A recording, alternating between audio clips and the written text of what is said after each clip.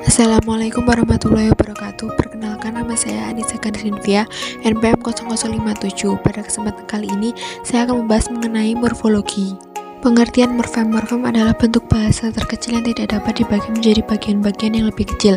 Secara umum, morfem terbagi atas dua bagian, yaitu morfem bebas dan morfem terikat.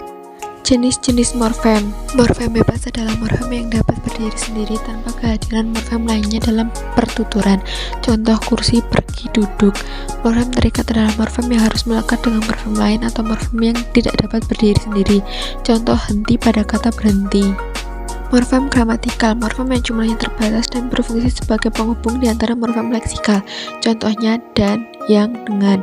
Morfem leksikal, morfem yang jumlahnya terbatas dan sangat produktif, mencakupi kata penuh dan afiks derivatif. Semua morfem yang dapat berdiri sendiri disebut morfem leksikal. Morfem segmental, morfem yang dibentuk oleh fonem segmental. Morfem suprasegmental, morfem yang dibentuk oleh unsur suprasegmental seperti tekanan, nada, dan tempo. Morfem terbagi, morfem yang terdiri dari dua bagian terpisah. Contohnya kata keadaan. Proses morfologi. Afiksasi. Afiksasi adalah penggabungan akar kata atau pokok kata dengan afiks atau imbuhan.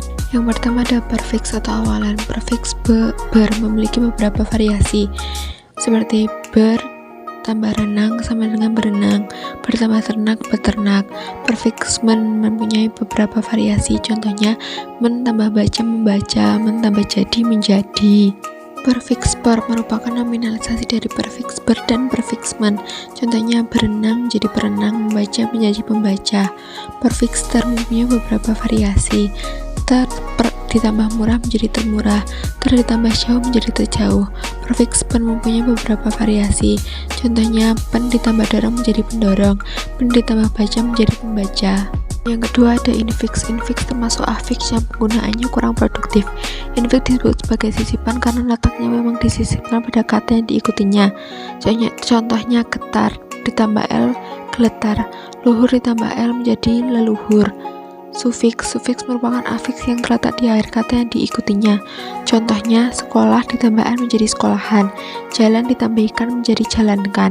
Selanjutnya ada konfiks. Konfiks adalah gabungan afiks terdiri atas prefiks dan surfiks, terintegrasi menjadi satu afiks dan tidak terpisah-pisah. Contohnya an ditambah layar menjadi pelayaran. Reduplikasi, proses pembentukan kata dengan cara mengulang kata dasar baik sebagian maupun keseluruhan. Contohnya buku-buku, lari-lari, daun-daun menjadi daun, sayur-sayur menjadi sayur mayur. Perubahan intern, pembentukan kata melalui perubahan pada bentuk dasar morfem itu sendiri dipengaruhi oleh waktu atau kuantitas. Contohnya dalam bahasa Inggris waktu kini call and plan, waktu lampau called, planted. Selanjutnya suplensi, proses yang benar-benar menghasilkan bentuk baru yang berbeda dari sebelumnya. Pemajemukan, kata majemuk adalah gabungan dua kata dasar yang menghasilkan kata dengan makna baru. Kata ini berbeda pula dengan frasa sehingga harus benar-benar diperhatikan. Ciri-ciri kata majemuk. Yang pertama, tidak bisa disisipi. Ketika gabungan kata tadi tidak dapat disisipi tanpa mengubah maknanya, artinya gabungan kata tersebut adalah frasa. Contohnya, kacamata tidak bisa disisipi menjadi kaca pada mata. Yang kedua, tidak dapat diperluas. Kata ini tidak dapat diperluas dengan imbuhan berupa awalan atau afiks. Contohnya, kata majemuk kereta api tidak bisa diperluas menjadi imbuhan di satu kata saja menjadi perkereta api atau kereta apian. Posisi tidak dapat ditukar. Ciri ketiga dari kata ini adalah kata-kata yang membutuhnya bersifat tetap. Artinya posisi dari kata-kata tersebut tidak bisa ditukar satu sama lain. Contohnya angkat kaki bermakna pergi, tidak bisa ditambah dan dipisahkan. Unsur kata majemuk tidak dapat ditambah dan dipisahkan. Kata makan hati tidak bisa dipisahkan menjadi makanan hati atau makan itu hati. Perbedaan kata majemuk dan frasa.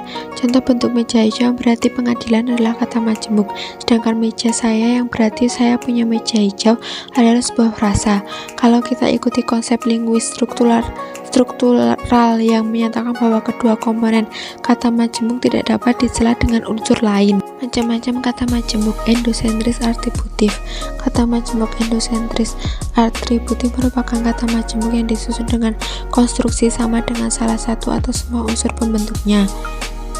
Endosentris koordinatif. Kata majemuk endosentris koordinatif ini terjadi bila kedua unsur pembentuknya sederajat. Contohnya pecah belah tanah air. Eksosentris. Kata majemuk eksosentris terjadi bila kelas kata gabungan itu lain atau berbeda dari salah satunya. Contohnya bawah sadar, luar biasa, luar negeri. Tata cara penulisan kata majemuk. Bentuk kata majemuk yang ditulis secara terpisah di tiap unsurnya berarti disebut kata majemuk tidak senyawa. Sementara jika rangkaian bentuk dasar yang digabungkan ditulis gabung disebut kata majemuk senyawa. Contohnya kata majemuk senyawa duka cita, sukacita. Contoh kata majemuk tidak senyawa kereta api, buah tangan, rumah sakit.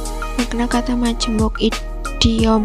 Kata majemuk termasuk idiom ketika makna dari kata tersebut sama sekali baru sehingga tidak ada makna yang muncul dari salah satu kata dasar yang mengarah pada makna baru dari kata tersebut. Contohnya harga diri, matahari, mata batin.